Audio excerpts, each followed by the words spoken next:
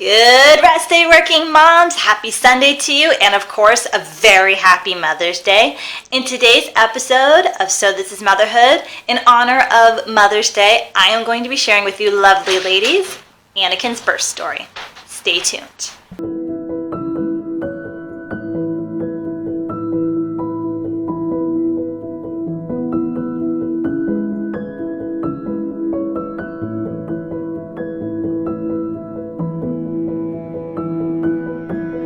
Happy rest day, working moms. Happy Mother's Day, and welcome back to So This Is Motherhood. If this is your first time tuning in, I just want to say thank you so very much for clicking and for spending your Mother's Day with little old me. Now, I'm going to need you to hit that like button, hit that big red subscribe button, and definitely hit that notification bell. That way you can be notified about all my weekly vlogs about all things motherhood that come to you every Sunday in the afternoon. Now, without further ado, for this very special Mother's Day edition, I'm going to be sharing with you my birth story of baby Virgo. So, I want to start out by just giving you a little bit of a backstory about my pregnancy with baby Virgo. It was actually a very, very boring pregnancy, which is something that I was very shocked about to have, considering I was, first time being pregnant and everything like that. I was expecting a little bit more of a dramatic pregnancy. I didn't know how my body was going to react to, the changing of hormones and all that estrogen and everything like that. So I was pleasantly surprised to see that it was a very, very boring pregnancy. The more I did more research, of course, the more I actually really, really, really wanted a home birth.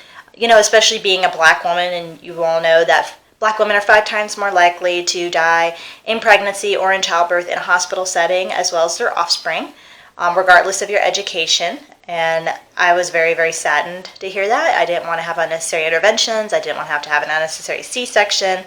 And I did have the same OBGYN that my friend had.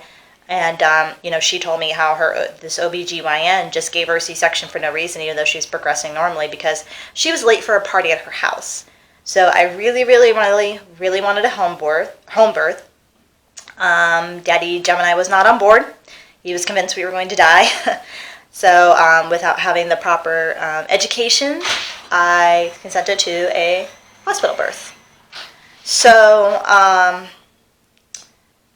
want to say it was Labor Day weekend, and my sister-in-law, she paid for us to go to the Canfield Fair, which, if you guys don't know, in Ohio, Canfield Fair is like the biggest fair of the year. It's like super huge. It's like bigger than the Ohio State Fair down in Columbus. So we went, and I unintentionally walked probably a good 5 miles at that fair. I was just walking, and we were out. I wanted to see everything. It had been a while since I'd been to the Canfield Fair.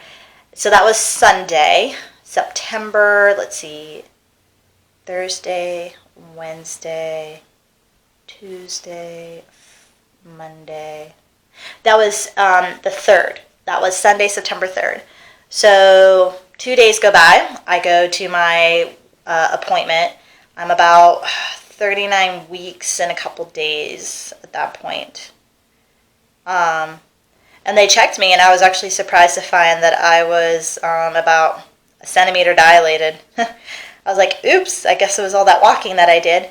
So, I'm texting everybody. I'm like, hey, this is what the doctor said, blah, blah, blah, blah, blah, blah. My aunt-in-law, she's like, oh, so that means you're going to have this baby soon, probably by Friday. I'm like, oh, okay, whatever, no big deal. So Wednesday rolls around, and I wake up in the middle of the night with a sharp pain in my back to the front. And I just thought, oh, that was just some random pain, It was one pain, and it went away. So I was like, oh, that must be Braxton Hicks or something like that. I didn't realize that was the early stages of labor. And I couldn't even tell you what time it was of that night. So fast forward to now, it's Thursday, September 7th, and I am having lunch with my mom at one of the new restaurants. And she's like, what's wrong? I'm like, oh, I had some random back pain the night before. She's like, Kayla, those are contractions. I'm like, no.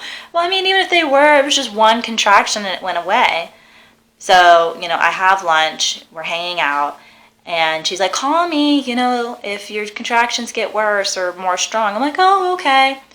So that was around noonish, 30ish, and I'm super uncomfortable. I'm getting tightening across my tummy. I'm thinking, oh, he's really active today. He's taking his butt and pushing it against my side, whatever. My husband comes home from work and he takes a shower, and I take a shower, and it's 4:30 in the afternoon, and this huge, massive contraction hits me from back to front, and it like almost face plants me. I'm like, ooh, that's a real contraction. So I start timing them, and I'm sitting there crocheting his little. I think I was crocheting him some little leg warmers, sitting next to my husband at the main computer that we used to sit over here, and he's doing the NFL draft or something, and I'm just crocheting away, and I'm timing my contractions, and one hit like 40 minutes later. So I was like, okay, this isn't real. This isn't labor. So time goes on. We're cooking dinner. I'm eating, and we're watching Grimm. And I'm like, oh my God, I'm so uncomfortable. And like, I'm talking to my sister-in-law about something, and the contractions start getting more and more strong, and I'm timing them. So that in like 45 minutes, they went from like 47 minutes to 20 minutes to 15 minutes. So I'm like, okay, well, this isn't real labor yet. So I'm walking around, and I'm getting more and more uncomfortable, and I can't stand at this point. I'm eating. I'm getting up in between episodes of Grimm. I'm like breathing, going up, bobbing and weaving up and down and everything else like that, and just couldn't shake the contractions. So someone told me, drink some cold water and maybe they'll stop if they're fake contractions. So I did, and the contractions went away. But then they came right back on again. So at this point, my contractions are stronger than before, and I'm starting to think, maybe this really is labor. So I make a post about it on Facebook, and my adoptive mom, who lives on the west side of the state, she saw it, and she said, why don't you try like relaxing in a really hot bath to see if that slows down your contractions and give you some relief. And she said, I'm praying for you. And I was like, okay. So I told my husband, I'm like, hey, I'm just going to go take a hot bath. You go ahead and go to bed. If anything changes, I'll let you know. So of course, he has to go to bed early because, he has to work early in the morning. So I get in the tub. It's scalding hot, but it feels so amazing on my back. So I'm sitting there. It's between, it's probably around 7 a.m. Sorry, 7 p.m. at this point. Between 7 and 8, for sure. Excuse me. So I'm in the tub for about 45 minutes, and I'm still having contractions. Now, they're not like unbearable, but they're definitely noticeable because I was in the water, and it helped relax and calm everything. But at this point, I'm just like, it's been about 45 minutes, and I'm still not getting any relief. I said, why don't I time my contractions one more time? They jumped from 7 minutes to 4 minutes, and I was like, oh my God, it's time for a baby. So I'm shaking my husband. I'm like, get up. Hey, get up. My contractions are 4 minutes apart. We gotta go. Thankfully, I had already had everything packed and ready to go. All we had to do is take out the garbage. We fed the cat. And I think I texted my girlfriend saying, hey, we're going to the hospital. You may have to feed the cat in a couple days. She was cool with that. So, at this point, it takes like 25 minutes to get to the hospital. And my contractions are just coming on super strong. And I'm like, oh, just hold on till we get to the hospital. And, my husband, he doesn't even like drop me off to get in. He's just like, okay, we're just going to park the car and we're going to walk in together. Okay. The ward was like locked down. I had to get buzzed in, and they're like, what's your emergency? I'm like, I'm pretty sure I'm in labor. So they buzz me up, and they're like taking in all these intake questions, and I'm like, this sucks monkey balls. And I was like swearing all sorts of atrocities in between my contractions. I still cannot believe that I was able to do a full intake in the middle of labor. So they lay me down or whatever. And at that point, I'm pretty sure I was between 1 and 1.5 centimeters. And I was like, I think 90% effaced when I got to the hospital. And I was just like, oh my God, this is going to be a long, horrible labor. And it was all because it was back labor.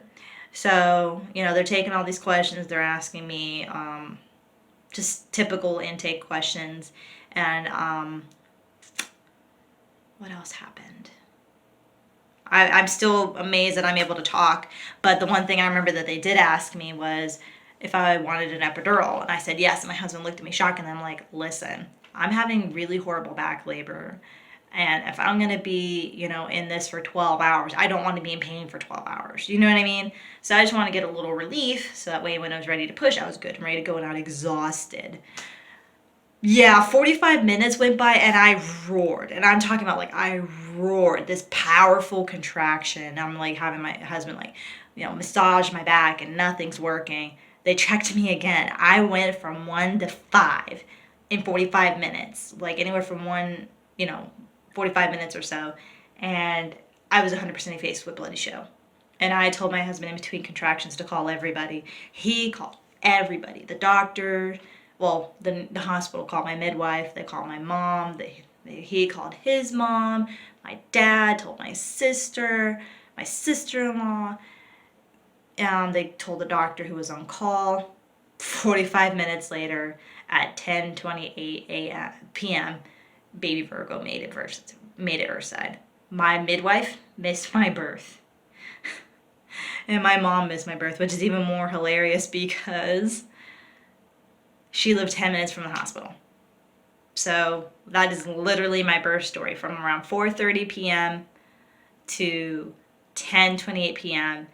I gave birth to baby Virgo. So under 6 hours as a first-time mom is quite impressive. The hospital said I was a record. They, for the night, showed up, and an hour and a half later, not even an hour and a half later, I gave birth. So I wouldn't change a thing for that birth. Obviously, I wish I had learned more about spinning babies, so that way I could have put him in the optimum position because he was sunny side up, and that's why I had so much severe back pain and why he bent my tailbone 45 degrees. But other than that, look, it was a great birth. I couldn't ask for anything better. They told me my next baby would be half the time, so I should probably get to the hospital with my first contraction. I'm like, yeah, I'm gonna have a home birth next time around. So that's my birth story of baby Virgo. It was honestly, it was the best thing I could have ever asked for. It wasn't too long. It was in a reasonable amount of time, and hoping that when I get ready for baby number 2, my experience will be even greater. So if you guys enjoyed this content, and if you enjoyed hearing about my birth story, I would love to hear more about your guys' birth story. So hit that like button, hit that big red subscribe button, hit that notification bell, and feel free to drop your birth story in the comments below. Until next week, I want to wish you ladies all a very happy Mother's Day and invite you ladies to stay tuned for Tuesdays with Tiberius, coming to you in a couple of days. All right, until the next one, ladies. Bye-bye.